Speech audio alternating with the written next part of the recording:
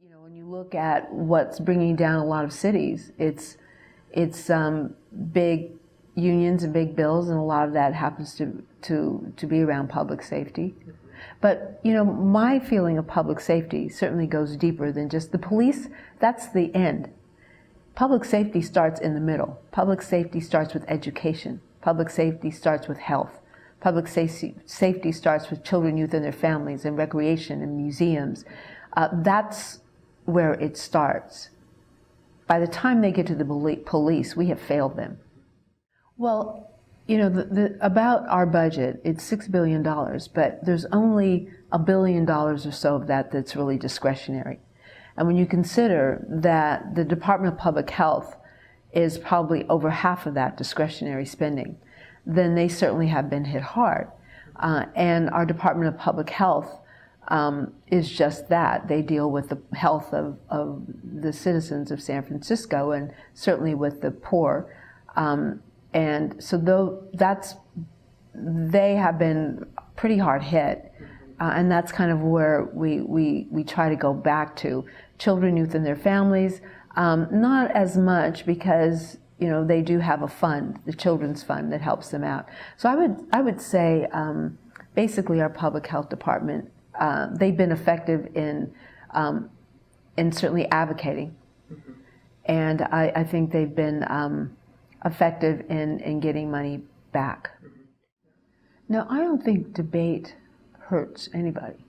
I mean, maybe debate for debating's sake, but I think these debates have shown some light on things, and so I don't think it's hurt anybody. I think what we did see is that at some point those community organizations said, look, we need the police and we need the fire.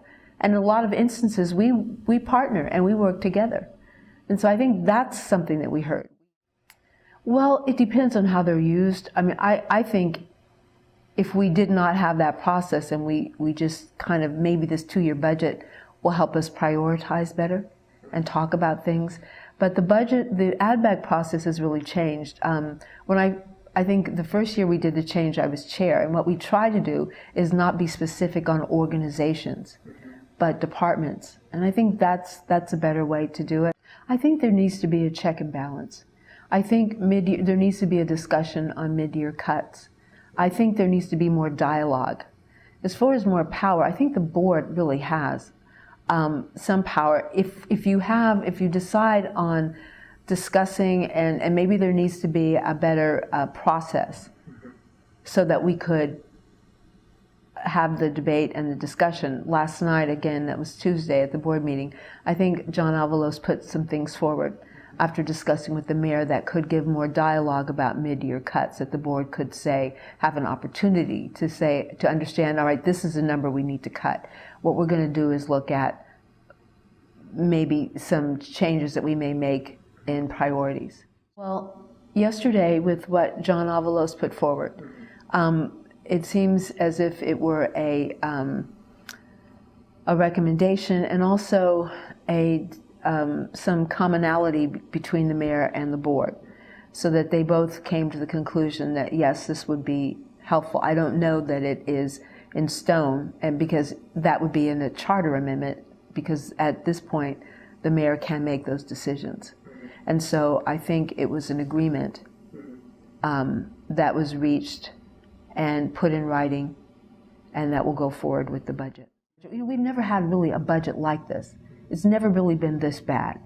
And so I think now a lot of things that are coming to the forefront about the more we need to talk and dialogue together. And so I think that it's to his best interest. It's to his best interest. And as far as the not trusting, that's why they did put something in writing. But I think at some point you do have to have a level of trust, professionalism, that we all are on the same page. We need to this is our budget at the end of the day. And the more we discuss and talk about our budget at the end of the day, the better it will be for everyone. And I think we're beginning to see that talk is happening.